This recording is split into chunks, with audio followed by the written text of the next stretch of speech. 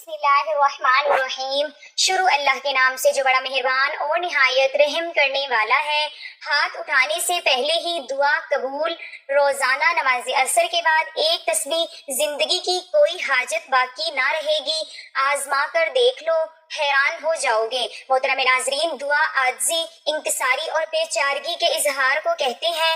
عبادت کی اصل روح اللہ تعالیٰ کے سامنے اس کی قدرت و اطاعت اور اپنی کم مائگی ذلت کا اظہار کرنا ہے۔ دعا کو عبادت کا مغز کہا جاتا ہے۔ ہر عبادت کی طرح دعا بھی ایک عبادت ہے جس کو ادا کرنے کے لیے کسی وقت اور جگہ کی قید نہیں ہے۔ یہ ہر جگہ اور ہر وقت کی جا سکتی ہے۔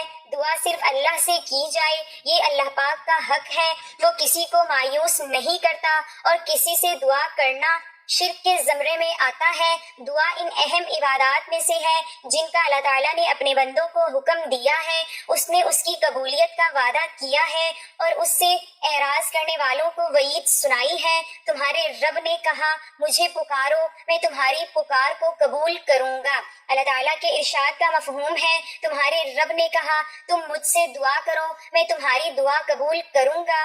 یقین مانو، جو لوگ میری عبادت سے خود سری کرتے ہیں وہ ابھی ذلیل ہو کر جہنم میں پہنچ جائیں گے۔ اللہ کے رسول صلی اللہ علیہ وسلم کا فرمان ہے، تمہارا پروردگار باحیا اور سخی ہے۔ جب اس کا بندہ اس کی جانب دونوں ہاتھوں کو اٹھاتا ہے تو اللہ تعالیٰ کو اس بات سے حیا آتی ہے کہ انہیں خالی ہاتھ لوٹائے۔ دعا عبودیت کی علامت ہے۔ اس کے وسیلے سے بندہ اللہ کی توجہ طلب کرتا ہے اور اس سے مدد اور رحمت حاصل کرتا ہے۔ اس کے ذریعے وہ اپنی حاجت کی درخواست اور بے بسی کا اظہار کرتا ہے، غیر اللہ کی طاقت و قوت سے برات کا اظہار کرتا ہے۔ چنانچہ ہمیں قرآن مجید کے آغاز میں بھی دعا ملے گی اور اختتام میں بھی۔ سورۃ فاتحہ میں بندہ اللہ تعالیٰ کی تعریف کے ساتھ اس کے سامنے اپنی درخواست پیش کرتا ہے۔ اسی طرح معوذتین میں بھی وہ اللہ کی پناہ طلب کرتا ہے۔ فضیلت دعا کے بارے میں نبی کریم صلی اللہ علیہ وسلم کا ارشاد ہے، دعا سراسر عبادت ہے۔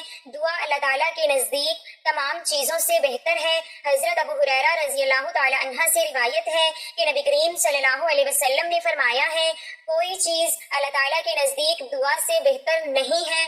دعا سے مسلمانوں کے باہمی تعلقات استوار ہوتے ہیں۔ ارشاد باری تعالیٰ کا مفہوم ہے، اور جو ان کے بعد آئے وہ کہیں گے، اے ہمارے پروردگار، ہمیں بخش دے اور ہمارے ان بھائیوں کو بھی جو ہم سے پہلے ایمان لا چکے ہیں۔ نبی کریم صلی اللہ علیہ وسلم نے ارشاد فرمایا، وہ چیزیں جو مرنے کے بعد میت سے منقطع نہیں ہوتی ان میں سے ایک دعا بھی ہے۔ دعا ایسی عبادت ہے جس کے لیے نہ کوئی وقت کی متعین ہے نہ حالت۔ انسان کسی بھی وقت بلند آواز سے یا آہستہ، سفر، حضر، صحت، مرض، غرض، کسی بھی حالت میں دعا کر سکتا ہے۔ سخی آزمائش اور مصیبت کے ازالے کے لیے دعا کا اہتمام کرنا چاہیے۔ حضرت ابراہیم علیہ السلام نے وطن سے ہجرت کرتے وقت فرمایا تھا، میں اپنے پروردگار سے دعا مانگ کر محروم نہیں رہوں گا۔ حضرت زکریا رضی اللہ تعالی عنہ نے فرمایا تھا، کبھی بھی تجھ سے دعا کر کے محروم نہیں رہا۔ اللہ تعالیٰ نے اپنے ان بندوں کی تعریف کی ہے جو اس سے دعا کرتے ہیں۔ یہ لوگ نیک کاموں کی طرف جلدی کرتے ہیں اور ہمیں لالچ، تمتا، ڈر اور خوف سے پکارتے ہیں، اس حال میں کہ ان پر خشوع و خضوع کی کیفیت طاری ہوتی ہے۔ بندہ دعا سے اس عمل کا ثواب حاصل کر لیتا ہے جس کو اس نے انجام نہیں دیا۔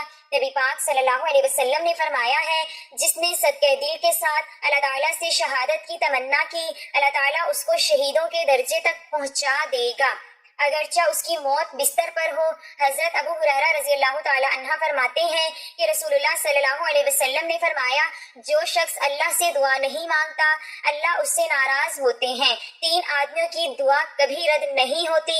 حضرت ابو ہریرہ رضی اللہ تعالی عنہ فرماتے ہیں، رسول اللہ صلی اللہ علیہ وسلم نے فرمایا کہ 3 آدمیوں کی دعا قبول ہو جاتی ہے جس میں کوئی شک نہیں، مظلوم کی دعا، مسافر کی دعا، والد کی دعا اپنے بیٹے کے حق میں۔ دعا کے آداب میں ہے کہ دعا کے قبول ہونے میں جلدی نہ کی جائے۔ حدیث شریف کا مفہوم ہے کہ اللہ تعالیٰ 3 آدمیوں کی دعا کو قبول نہیں فرماتے، ایک وہ جو گناہ کی دعا مانگے، دوسرا وہ جو ایسی بات چاہے کہ قطع رحمی ہو، اور تیسرا وہ جو دعا کی قبولیت میں جلدی کرے کہ میں نے دعا مانگی تھی اب تک قبول نہیں ہوئی۔ دعا کی قبولیت کی شرائط میں سے چند شرائط یہ ہیں کہ دعا دعا کرنے والا خدا کی قائم کردہ حدود سے تجاوز اور گناہ کبیرہ پر اصرار کرنے والا نہ ہو۔ اللہ تعالیٰ گناہ کبیرہ پر اصرار کرنے والے کی دعا قبول نہیں کرتے۔ دعا کرتے وقت داعی کو اس بات پر کامل یقین ہو کہ اللہ کے سوا کوئی قادر نہیں، اور صدقے دل، حضور قلب اور خشوع و خضوع کے ساتھ دعا کی جائے۔ دل غافل اور لاپرواہ ہو اور زبان پر دعا کے کلمات ہوں تو یہ دعا قبول نہیں ہوتی۔ نبی کریم صلی اللہ علیہ وسلم کا فرمان ہے کہ اللہ تعالیٰ غافل اور بے توجہ دل کی دعا قبول نہیں فرماتے۔ دعا کرنے والے کے لیے یہ بھی ضروری ہے کہ حرام کھانے پینے سے بچتا ہو اور دعا کے بارے میں عجلت اور بے صبری نہ کرتا ہو۔ اس کے ساتھ ہمارے پیارے آقا مولا صلی اللہ علیہ وسلم نے ہمیں دعا کرنے کا طریقہ بھی سکھایا کہ دعا کرتے وقت دونوں ہتھیلیوں کو پھیلا کر رکھا جائے، دونوں ہاتھ مونڈھوں کے برابر ہوں، پہلے اللہ پاک کی حمد و ثنا بیان کی جائے اور آپ صلی اللہ علیہ وسلم پر درود شریف بھیجا جائے، پھر دعا کی جائے۔ دعا کرتے وقت آواز پست اور آہستہ ہو، کیونکہ خود اللہ تعالیٰ نے دعا کے آداب بتاتے ہوئے ارشاد فرمایا ہے، تم اللہ کے گریہ وزاری کے ساتھ اور چپکے چپکے پکارو۔ تو ناظرین، ہمارا آج کا وظیفہ بھی دعاؤں کی قبولیت کے حوالے سے نماز عصر کے بعد ایک تسبیح پڑھنے کا وظیفہ ہے کہ جو یہ وظیفہ کر لیتا ہے اللہ تعالیٰ اس کی تمام دعائیں قبول کرتا ہے، اس کی تمام تنگ دستیاں، اس کی تمام پریشانیاں دور کرتا ہے، اس کے لیے آسانیاں پیدا کر دیتا ہے، اس کی اولاد کی قسمت چمکا دیتا ہے، اس کی قسمت کے بنتالے کھول دیتا ہے، اس کے گھر میں رزق دولت کی فراوانی ہوتی ہے، وہ بہت خوشحال زندگی گزارنے لگتا ہے، اس کی تمام مصیبتیں رکاوٹیں دور ہو جاتی ہیں۔ اسی کے ساتھ ناظرین، نماز عصر کی بہت زیادہ اہمیت ہے، کیونکہ یہ دن ڈھلتے وقت کی نماز ہے، جس کی اہمیت و فضیلت کے بارے میں آتا ہے کہ انسان جب اس دنیا سے رخصت ہو جاتا ہے اور قبر میں جاتا ہے، اور اگر اس وقت نماز عصر کا وقت ہو تو روایت میں آتا ہے وَالشَّمْسُ إِنْ غُرُوبِهَا، تو قبر میں اس کی میت کو سورج غروب ہوتا دکھایا جاتا ہے۔ جیسے عصر کے ٹائم پر آپ نے دیکھا سورج غروب ہو رہا ہوتا ہے، ایک دم خیال آتا ہے کہ نماز پڑھنی ہے۔ جب اس میت کو سورج غروب ہوتا دکھایا جاتا ہے تو وہ اپنی آنکھیں ملتی ہیں، جیسے ہم سو کر اٹھتے ہیں نہ اپنی آنکھیں ملتے ہیں، تو اپنی آنکھیں ملتی ہیں اور دیکھتی ہیں کہ سورج غروب ہو رہا ہے۔ وہی بات تو وہ کہتا ہے کہ مجھے نماز پڑھنے دے، عصر کا وقت جا رہا ہے، مجھے نماز پڑھنے دو، تو فرشتے مسکرا کر کہتے ہیں کہ وہ ٹائم ختم ہو چکا ہے، نماز کا ٹائم اب ختم ہے، اب نماز نہیں پڑھنی، اب حساب کتاب ہوگا۔ تو اسکالر یہ حدیث بتاتے ہیں کہ دیکھیں اس کی فکر کیا تھی جب وہ دنیا میں تھا، سورج غروب ہوتے ہی اسے پہلا خیال یہ آیا ہے کہ میری نماز نہ رہ جائے، کہیں عصر کی نماز نہ رہ جائے تو میں عصر کی نماز پڑھ لوں۔ اس کے بعد بات چیت کرتے ہیں، یعنی اس کا دھیان ابھی تک نماز کے اندر ہے، اور یہ چیز بہت سے میڈیکل ڈاکٹرز بتاتے ہیں۔ میں ایک لیکچر سن رہی تھی ایک اسکالر کا، انہوں نے بڑی زبردست بات کی، انہوں نے کہا کہ میں نے بہت سے ڈاکٹرز کو لیکچرز دیے ہیں، ڈاکٹرز میری محفل میں آتے ہیں تو ڈاکٹرز نے مجھے بتایا ہے کہ آخری جو دھیان یا دماغ میں بندے کی چیز ہوتی ہے جو اس نے سب سے زیادہ دنیا میں کی ہوتی ہے، مرنے کے وقت یہ وہی چیز نکلتی ہے۔ پھر واللہ یہ ڈاکٹر نے خود بتایا کہ کچھ جو مریض ہوتے ہیں وہ گانے گا رہے ہوتے ہیں، یعنی مرتے وقت گانوں کے الفاظ نکل رہے ہوتے ہیں۔ تو یہ میڈیکل سائنس بھی یہی بتاتی ہے کہ ہمارے نیورونز یعنی دماغی خلیوں کے کنیکشن مضبوط جب بن جائیں، نہ کسی چیز کے حوالے سے ظاہر ہے، ایک بندہ خاص محفل میں بیٹھ رہا ہے، اس میں ایک خاص طرح کی باتیں سن رہا ہے یا کر رہا ہے، تو اس کے نیورونز کے کنیکشن انہی باتوں کے مطابق بن جائیں گے، اور پھر اس کے دھیان میں وہی چیز ہوگی، اور جب بھی وہ متوجہ ہونے لگے گا تو دماغ کی وہی چیز ریپیٹ ہوگی جو اصل میں وہ کرتا ہے۔ یہ تو پکی بات ہے۔ تو یہ وہ شخص ہے جس نے نماز کو بہت فوقیت دی دنیا کی زندگی میں، اور اس کی فکر ہی یہ تھی کہ نماز نہ نکل جائے۔ تو یہ حدیث سنانے کا مقصد یہ تھا کہ اس کے لیے نماز کیا کرتی ہے دنیا کی زندگی میں، اس لیے قبر میں جا کر بھی اسے یہی خیال آیا کہ ہائے میری عصر کی نماز نہ نکل جائے۔ تو یہ چیزیں بہت اہمیت کی حامل ہیں ہماری زندگی میں، انہیں ہم اگنور کر رہے ہوتے ہیں۔ اور عصر کی نماز کے بارے میں رسول اللہ صلی اللہ علیہ وسلم نے کہا کہ جس انسان نے عصر کی نماز جان بوجھ کر چھوڑ دی، جان بوجھ کر سے مراد یہ ہے کہ ایک تو سو گیا، یاد نہیں رہا، ویسے ہی کوئی بازار میں ہے، مسجد نہیں مل رہی، جیسے خواتین ہیں بازار میں اکثر ہوتی ہیں، جگہ نہیں نماز پڑھنے کی، نماز رہ جاتی ہے۔ ایک ہے کہ جان بوجھ کے پتہ ہے عصر کی نماز پڑھنی ہے لیکن نہیں پڑھی، صحیح بخاری میں ہے کہ یہ ایسے ہے کہ اس کی پوری فیملی چلی گئی، اور ایک حدیث میں آتا ہے کہ اس کے سارے اعمال برباد ہو گئے۔ یہ بھی صحیح بخاری کی حدیث میں ہے۔ تو اس لیے اللہ تعالیٰ نے قرآن مجید میں صلاۃ الوسطیٰ کی حفاظت کی بہت تلقین کی۔ صلاۃ الوسطیٰ یعنی درمیانی نماز، عصر کی بہت اہمیت ہے۔ عصر کی نماز تو کچھ بھی ہو جائے، عصر کی نماز نہ چھوڑا کریں، اس لیے کہ اس کو وہاں بھی سورج غروب ہوتا دکھایا جائے گا، اور وہ کہے گا مجھے نماز عصر ادا کرنے دو، تو فرشتے کہیں گے اب نماز پڑھنے کا ٹائم جو ہے وہ گزر گیا ہے۔ تو آگے چلتے ہیں ناظرین، انشاءاللہ آج ہم بات کریں گے بہت اہم چیز کی، جس کی اہمیت یہیں سے واضح ہوتی ہے کہ اللہ تعالیٰ نے ہمیں وہ چیز مانگنے کے لیے بہت زیادہ تلقین کی ہے، ہمیں دعائیں سکھائیں کہ یہ دعائیں کرو تاکہ تمہیں یہ چیز نصیب ہو، تمہیں یہ چیز ملے، تمہاری زندگی سنور جائے۔ وہ چیز کیا ہے تو میں آپ کو بتاتی ہوں ناظرین۔ اگر آپ سے پوچھوں کہ ہم دعا کرتے ہیں، ماشاءاللہ سب کرتے ہیں، چاہے جیسا بھی ہو، انسان گناہگار ہے، ہم سب گناہگار ہیں، نمازی ہیں، بے نمازی ہیں، جیسا بھی ہے، مسلمان تو ہے، اللہ سے دعا تو کرتا ہے۔ تو ہمیں یہ دیکھنا ہے کہ ہماری اکثر دعائیں کیا ہوتی ہیں۔ کیا ہماری دعائیں صرف دنیاوی ہوتی ہیں کہ اللہ میرا رشتہ ادھر کرا دے، مجھے یہ پسند آ گیا ہے، مجھے یہ شخص دے دے، ٹھیک ہے، ان دعاؤں میں کوئی حرج نہیں۔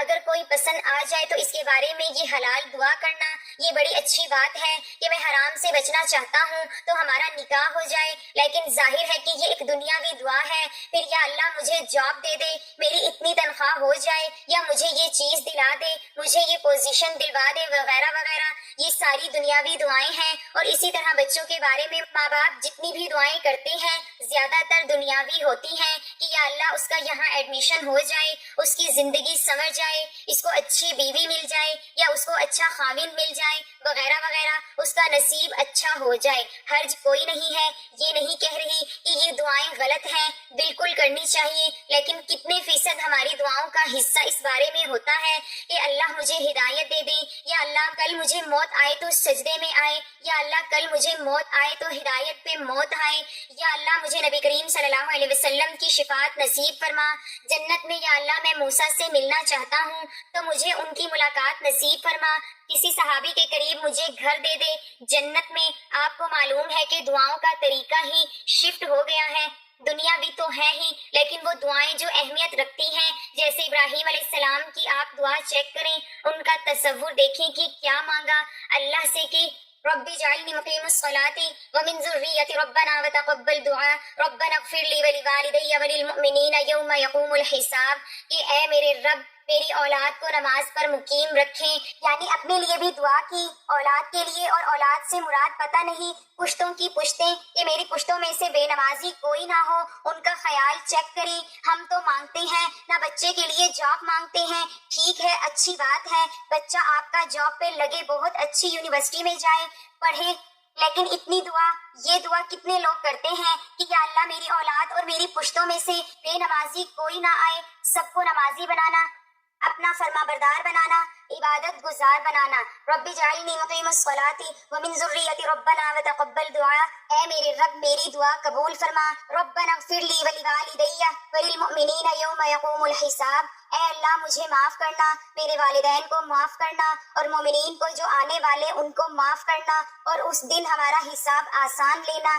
یہ ہوتا ہے تصور، مقصد لیڈرشپ، اور یہ ہوتا ہے ایک لیڈر کی دعا کہ کتنے بڑے مقصد کے ساتھ کتنی بڑی دعا کر رہے ہیں۔ اسی طرح نبی صلی اللہ علیہ وسلم کی پسندیدہ دعا آپ کو پتہ ہے کیا تھی؟ ربنا آتنا فی الدنیا حسنۃ وفی الآخرۃ حسنۃ وقنا عذاب النار۔ حضرت عائشہ رضی اللہ تعالی عنہا کہتی ہیں اللہ کے نبی صلی اللہ علیہ وسلم کی پسندیدہ دعا تھی، یہ اتنی جامعہ ہے کہ اس میں ہر چیز آ جاتی ہے کہ یا اللہ مجھے دونوں جہانوں میں سب سے بہتر عطا فرما، ادھر جو بھی آپ دیں گے وہ بہتر دیجیے گا، اور میری آخرت کے لیے بھی اچھا، اور آخرت میں میری امت کے لیے بہترین دیجیے گا۔ تو دعاؤں کا تھوڑا سا طریقہ شفٹ کیجیے، اصحاب کہف کی دعا دیکھیے کہ اے ہمارے رب ہماری رہنمائی کر سیدھے راستے پہ، اور ہماری ہدایت بڑھا دے، اور ہمیں راستہ دکھا، اور ہمیں ثابت قدم کرتے ہیں۔ اس میں سب کچھ آتا ہے اس دعا میں۔ تو جب بھی آپ کے معاملات آپ کے ہاتھ سے نکل رہے ہوں، نہ آپ کو نہ سمجھ آ رہی ہو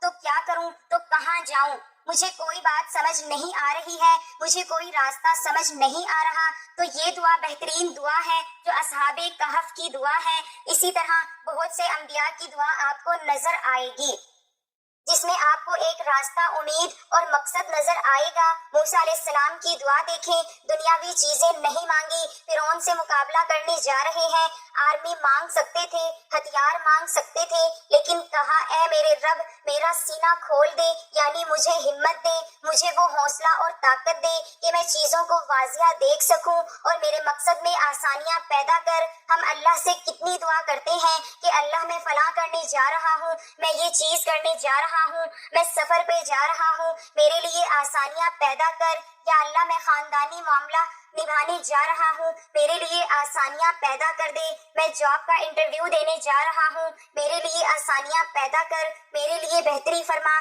اس میں اور میری زبان کی گرہ کھول دے، اس میں جو لکنت ہے اس کو کھول دے تاکہ میں تیرے دین کی بات کر سکوں اور میں بہت اچھے سے بات کر سکوں۔ اور ہمت مانگی، ریورسز نہیں مانگے کہ پیسے دے دے، فوج دے دے، کہاں بس ایک بندہ دے دے، ایک مخلص ساتھی دے دے جو میری نبوت میں شریک ہو۔ ہارون میرا بھائی مخصوص ہو کے دعا کی، تو ہم نے یہ دیکھنا ہے کہ ہم کیا دعا کر رہے ہیں، کیا ہم ہدایت مانگ رہے ہیں، کیا ہم اللہ تعالیٰ سے توفیق مانگ رہے ہیں، کیونکہ عمر نے کہا تھا کہ مجھے یہ ڈر نہیں ہے کہ میری دعا قبول ہوگی کہ نہیں، مجھے یہ ڈر ہے کہ مجھے دعا کی توفیق بھی ہوگی کہ نہیں۔ یہ بہت بڑی بات ہے کہ میں دعا بھی کروں گا کہ نہیں کروں گا۔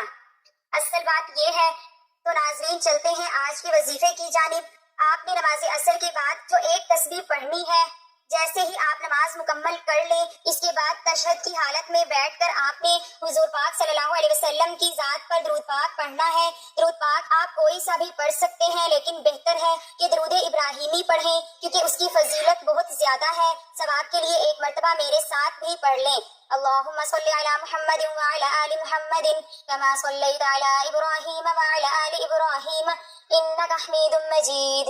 اللهم بارك على محمد وعلى آل محمد كما باركت على إبراهيم وعلى آل إبراهيم إنك حميد مجيد۔ درود پاک پڑھنے کے بعد آپ نے یہی دعا پڑھنی ہے جو ہم نماز میں درود پاک کے بعد بھی پڑھتے ہیں۔ ربی جعلنی مقیم الصلاۃ ومن ذریتی ربنا وتقبل دعاء ربنا اغفر لی ولوالدی وللمؤمنین یوم یقوم الحساب۔ اس دعا کی آپ نے ایک تسبیح پڑھنی ہے۔ یہ تسبیح پڑھ کر آخر میں اتنا ہی درود پاک پڑھنا ہے جتنا وظیفہ شروع کرنے سے پہلے پڑھا تھا۔ ویسے تو یہ ایک جامعہ دعا ہے، لیکن اس کے بعد اگر آپ اپنی دنیاوی خواہشات کے لیے اللہ تعالیٰ سے دعا مانگنا چاہیں تو بھی آپ دعا مانگ سکتے ہیں۔ دعا ہے کہ اللہ پاک ہمیں صحیح معنوں میں پکا اور سچا مسلمان بنائے۔ آج ہم مسلمانوں کو دعا کی اہمیت و فضیلت معلوم ہی نہیں۔ اللہ ہمیں اس کی اہمیت کو جاننے کی توفیق دے اور اپنے رب سے بار بار اور خوب مانگنے والے بن جائیں۔ اللہ کے خزانوں میں کوئی کمی نہیں، وہ ہمیں اپنے خزانوں سے لینے والا بنا دے، آمین۔ اور اللہ تعالیٰ ہماری تمام پریشانیاں اور مصیبتیں دور فرما دے، آمین۔ دعا ہے کہ اللہ تعالیٰ میرا سنانا اور آپ کا سننا اپنی بارگاہ الہی میں قبول و منظور فرمائے، آمین۔ ناظرین گزارش ہے کہ اللہ تعالیٰ کے 99 ناموں میں سے کوئی ایک نام لکھ کر کمنٹس میں ضرور شیئر کریں۔ اللہ تعالیٰ ہم سب کا حامی و ناصر ہو، آمین۔ جزاک اللہ۔